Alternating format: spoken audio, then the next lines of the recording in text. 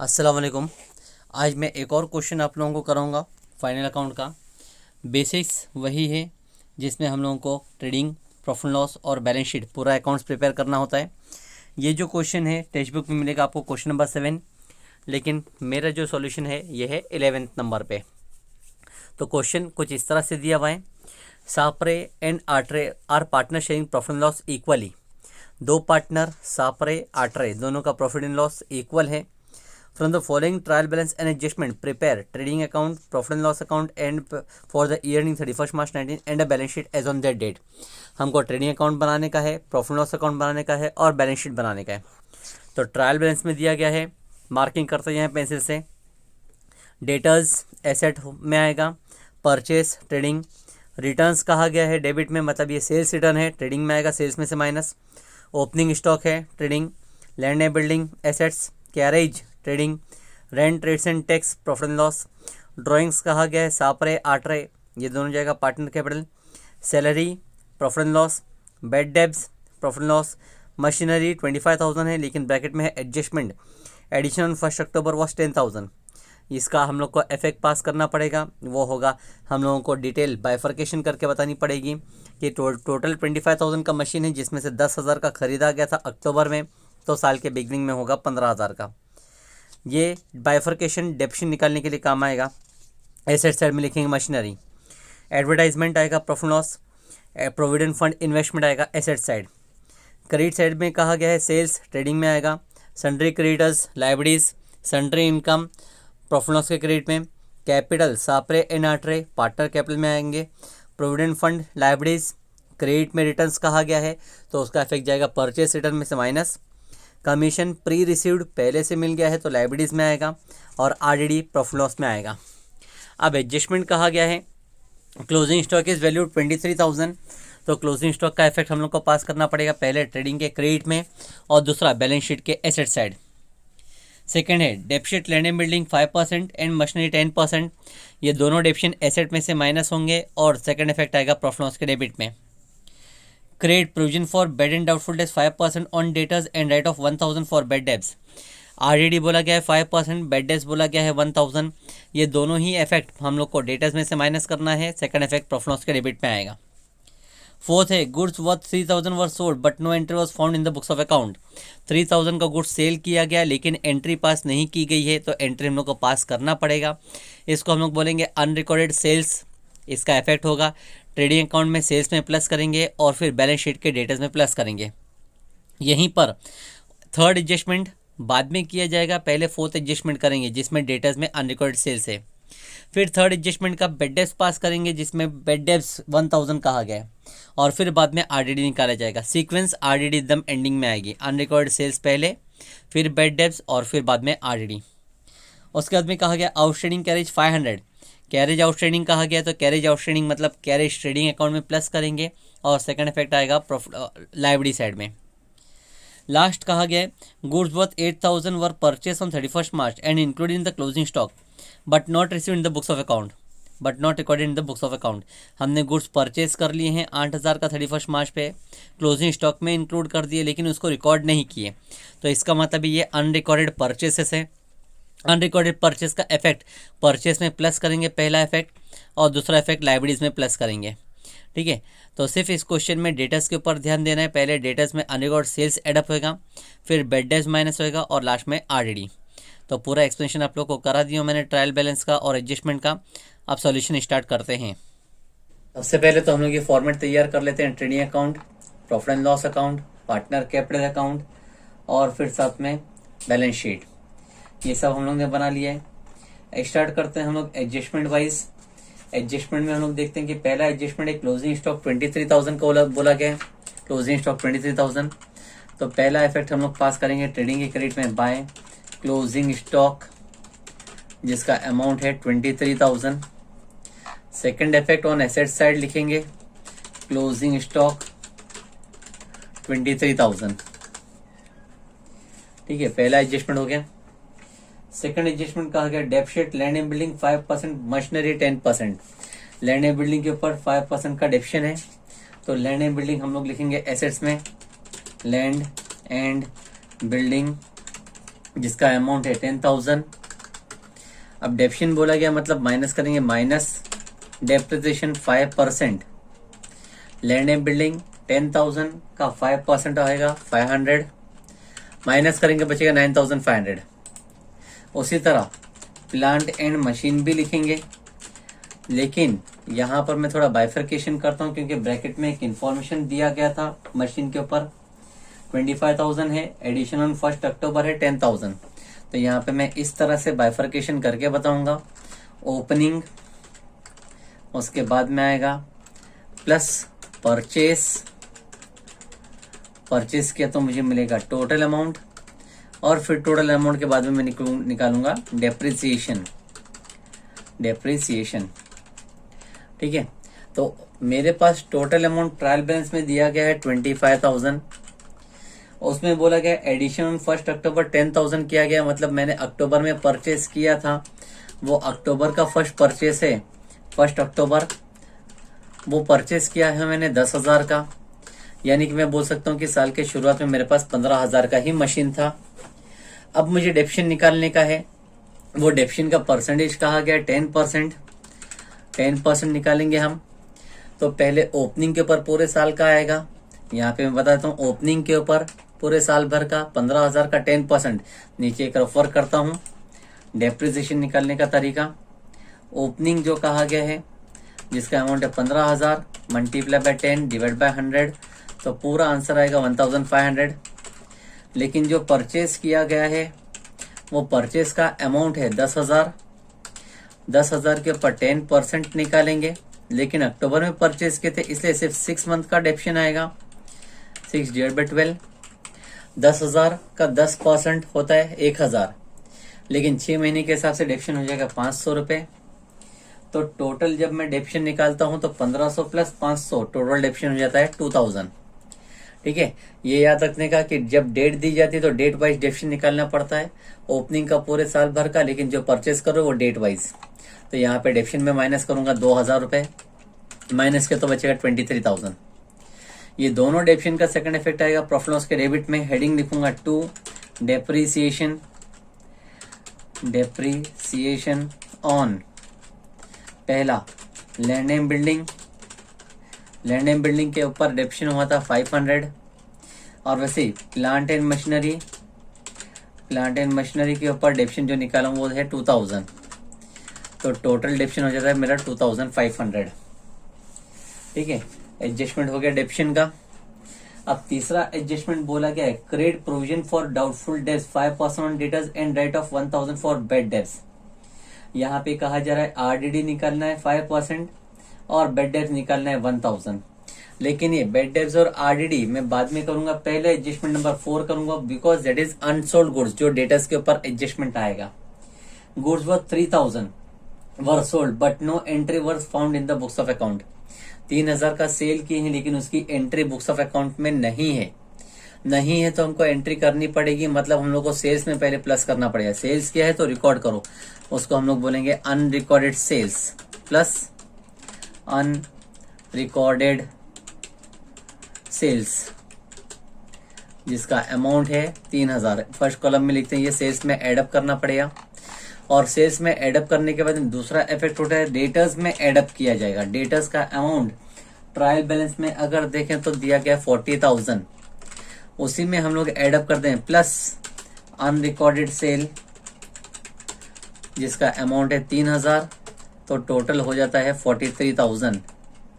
ठीक है, ये मैं पहले सेल्स को एडअप करूंगा, फिर बेड डेब्ट्स निकालूंगा और उसके बाद में आरडीडी निकालूंगा। पैटर्न होता है कि आरडीडी बेड डेब्ट्स सब बाद में होना चाहिए, पहले डेटर्स के बाकी एडजस्टमेंट कंप्लीट कर देना है। तो अब पहले मैंने फोर्थ वाला एडजस्टमेंट कर लिया, अब थर्ड वाला एडजस्टमेंट करूंगा जिसमें आरडीडी और बेड डेब्ट्स बोला गया है। तो यहीं पे मैं पहले माइनस करूंगा, minus new bad debts, new bad debts जिसका अमाउंट कहा गया है 1,000, माइनस करूंगा तो 42,000 बचा। अब ये 42,000 के ऊपर मैं निकालूंगा माइनस न्यू आरडीडी, और न्यू आरडीडी का परसेंटेज कहा गया है 5%। 42,000 का 5% निकालूंगा तो आएगा 2,100, और माइनस करने के बाद में बैलेंस बचेगा 39,900। अब ये जो बेड डेब्स और न्यू आरडीडी निकाला हूं, ये दोनों का सेकंड इफेक्ट प्रॉफिट लॉस में जाएगा। न्यू बेड डेब्स के सामने 1000 रुपए और न्यू आरडीडी के सामने 2100। ठीक है। नेक्स्ट एडजस्टमेंट है आउटस्टैंडिंग कैरेज 500। कैरेज आउटस्टैंडिंग है तो कैरेज की जगह होती है ट्रेडिंग में। ट्रेडिंग में लिखेंगे टू कैरेज। कैरेज का अमाउंट ट्रायल बैलेंस में दिख रहा है मुझे 1200 रुपए। आउटस्टैंडिंग बोला गया है तो मैं प्लस करूंगा, प्लस आउटस्टैंडिंग 500 रुपए, टोटल हो जाता है 1700 रुपए। सेकेंड इफेक्ट पास करूंगा, आउटस्टैंडिंग का लाइबिलिटी साइड में पे करना बाकी है। Outstanding carriage 500। लास्ट एडजस्टमेंट है goods worth 8000 were purchase on 31st March and including closing stock but was not record in the books of account. Goods 8000 का परचेज किए हैं 31st मार्च पे, क्लोजिंग स्टॉक में आ चुका है लेकिन उसकी रिकॉर्ड नहीं हुई है। रिकॉर्ड ना होना मतलब अनरिकॉर्डेड है, वो रिकॉर्ड करना पड़ेगा। परचेज किए हो तो परचेज में प्लस करेंगे, तो परचेज में रिटर्न्स जो है उसी में हम लोग एक काम करते हैं, प्लस करते हैं, plus unrecorded purchase, unrecorded purchase जिसका अमाउंट कहा गया है 8000। और इसी का सेकंड इफेक्ट, परचेज किए थे रिकॉर्ड नहीं हुआ है मतलब वो क्रेडिटर्स में एडअप करना पड़ेगा, जिससे परचेज करते हैं वो क्रेडिटर्स कहलाता है। और क्रेडिटर्स में हम लोग प्लस करेंगे। क्रेडिटर्स का अमाउंट ट्रायल बैलेंस में देखते हैं, अमाउंट दिया 23,000, उसी में हम लोग एडअप करते हैं प्लस अनरिकॉर्डेड परचेज, अमाउंट है 8000। 23 प्लस 8 करेंगे तो मेरा क्रेडिटर्स का टोटल हो गया 31,000। इस तरह से मेरा पूरा एडजस्टमेंट कंप्लीट हो गया। ट्रायल बैलेंस की पोस्टिंग करते हैं। डेटर्स ऑलरेडी एसेट साइड में लिख चुका हूं। परचेस के सामने ट्रेडिंग में लिखूंगा, इनर कॉलम में 65,000। रिटर्न्स डेबिट में कहा गया मतलब वो सेल्स रिटर्न है, सेल्स रिटर्न के सामने लिखूंगा 800। ओपनिंग स्टॉक कहा गया है 18,000 तो ओपनिंग स्टॉक के सामने ट्रेडिंग अकाउंट में लिखूंगा 18,000। Land and building 10,000, land and building assets में लिख चुके हैं जिसके ऊपर डेप्शन निकाला जा चुका। कैरेज भी हमने ट्रेडिंग अकाउंट में लिख चुके हैं। Rent return tax profit and loss में आएगा, to rent rates and tax जिसका पूरा अमाउंट दिया गया है 1,000 रुपीज। ड्राइंग्स बोला गया है साफरे आटरे, दोनों का ड्राइंग्स है यानी पार्टनर का ड्राइंग है तो पार्टनर कैपिटल में आएगा, टू ड्राइंग्स। और ड्राइंग्स का अमाउंट साटरे पहले साफरे का पहले कॉलम में 3,000 और आटरे का 2,000। सैलरीज कहा गया 3,200, प्रॉफिट एंड लॉस में आएगा टू सैलरीज। सैलरीज के ऊपर कोई एडजस्टमेंट नहीं आता इसलिए लिखेंगे सैलरीज का amount 3,200।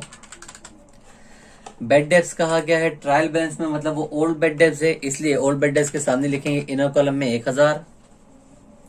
Machinery already asset side में लिखा जा चुका है, पूरा एडजस्टमेंट भी कर चुके हैं उसके ऊपर। एडवर्टाइजमेंट आएगा प्रॉफिट एंड लॉस में लिखेंगे टू एडवर्टाइजमेंट जिसका अमाउंट कहा गया है एडवर्टाइजमेंट का 4,000 रुपए।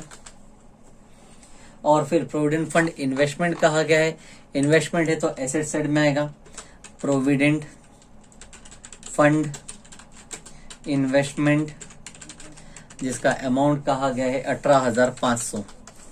डेबिट साइड की पोस्टिंग कंप्लीट हो गई, अब क्रेडिट्स की स्टार्ट करते हैं। सेल्स है 85,000, सेल्स के सामने लिखे 85,000 माइनस करना है 800 पहले रिटर्न्स तो बचा 84,200 जिसमें 3,000 और एडअप करें तो हो जाएगा 87,200। ठीक है। नेक्स्ट क्रेडिटर्स कहा गया है तो क्रेडिटर्स ऑलरेडी हमने बैलेंस शीट के लाइबिलिटीज में लिख चुके हैं। सन्ड्री इनकम आएगा प्रॉफिट एंड लॉस के क्रेडिट में बाय सन्ड्री इनकम और सन्ड्री इनकम का अमाउंट दिया गया है 2,000 रुपए। फिर कैपिटल कहा गया तो पार्टनर कैपिटल में आएगा बाय बैलेंस ब्रॉट डाउन जिसका अमाउंट कहा गया है 35,000 ईच, पहले पार्टनर में 35, दूसरे पार्टनर में भी 35,000।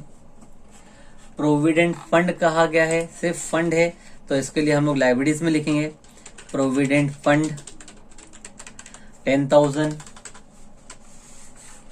नेक्स्ट प्रोविडेंट फंड के बाद में है रिटर्न्स। क्रेडिट साइड में रिटर्न्स दिया मतलब वो परचेस रिटर्न है, परचेस में से माइनस होएगा 1500 रुपए, माइनस करते हैं 65,000 माइनस 1,500 आएगा 63,500 प्लस 8,000 करते हैं तो आता है मेरा 71,500 परचेस का। कमीशन प्री रिसीव्ड, क्लियरली बोल रहे प्री रिसीव्ड, पहले से मिल गया है मतलब वो लाइब्रेरीज में आएगा। कमीशन प्री रिसीव्ड और कमीशन प्री रिसीव्ड का अमाउंट है 800। लास्ट नाम है आरडीडी 400, तो आरडीडी जो प्रॉफिट लॉस में है उसमें लिखेंगे हम लोग ओल्ड आरडीडी में 400 क्योंकि ट्रायल बैलेंस में कहा गया। ठीक है, अब खत्म हो गया, मैं टैली करना चालू करता हूं। ट्रेडिंग अकाउंट, ट्रेडिंग अकाउंट का डेबिट साइड है 18,000 प्लस 71,500 प्लस 1,700, टोटल आता है 91,200 रुपीज। क्रेडिट साइड का टोटल करता हूं 87,200 प्लस 23,000, टोटल होता है 1,10,200, 1,10,200। तो 1,10,200 बड़ा अमाउंट है, दोनों साइड लिखता हूं। 1,10,200 में से 91,200 माइनस करते हैं, माइनस 91,200 करेंगे तो बैलेंस बचेगा 19,000 रुपीज ओनली। ये 19,000 कहलाएगा ग्रॉस प्रॉफिट कैरिड डाउन। ये डेबिट का gross profit profit and loss के क्रेडिट में आएगा by gross profit brought down, जिसका अमाउंट है 19,000। यहाँ पे पहले प्रॉफिट लॉस को कंप्लीट करते हैं, डी ओल्ड बेड डेज का फॉर्मेट। 1,000 प्लस 2,100 माइनस 400, 2 3 4 4,100 माइनस 400 करें तो बचेगा 3,700। अब टोटल करते हैं प्रॉफिट लॉस में ज्यादा नाम नहीं है। 3,700 plus 2,500 plus 1,000 plus 3,200 and last 4,000, तो टोटल होता है 14,400 रुपीज। टोटल 14,400, जबकि क्रेडिट का टोटल 19 प्लस 2 होता है 21, तो हाईएस्ट अमाउंट है 21,000 लिखेंगे वो दोनों साइड। 21,000 में से माइनस करेंगे 14,400, तो बैलेंस मेरे पास बचेगा 6,600। 6,600 डेबिट में लिखेंगे net profit carried down. Debit में नेट प्रॉफिट आया है, वही नेट प्रॉफिट पार्टनर के क्रेडिट में आएगा by net profit brought down, लेकिन दोनों में इक्वली डिस्ट्रीब्यूट करना है। 6,600 इक्वल रेशो दिया गया है तो 3,300 दोनों का आएगा अमाउंट। अब पार्टनर को टैली करते हैं। पहला पार्टनर डेबिट में है 3,000, सेकंड पार्टनर है 35 प्लस 3, सॉरी क्रेडिट में 35 होता है 38,300। 38,300 में से 3,000 माइनस करें तो बचेगा 35,300। वैसे ही सेकंड पार्टनर का टोटल 38,300 होता है। 38,300 में से 2,000 माइनस करेंगे तो बचेगा 36,300। दोनों के सामने नाम लिखा जाएगा 2 balance carried down. Balance carried down liability side में आएगा कैपिटल के नाम पे। कैपिटल, पहले पार्टनर का नाम साप्रे, दूसरा आट्रे।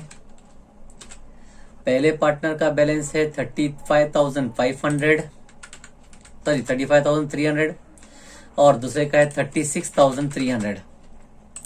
तो जब दोनों को टोटल करते हैं 35,300 प्लस 36,300, टोटल होता है 71,600। लास्ट काम बैलेंस शीट को टैली करते हैं। 500 प्लस 31,000 प्लस 10,000 प्लस 800 प्लस 71,600, तो टोटल होता है 113,900।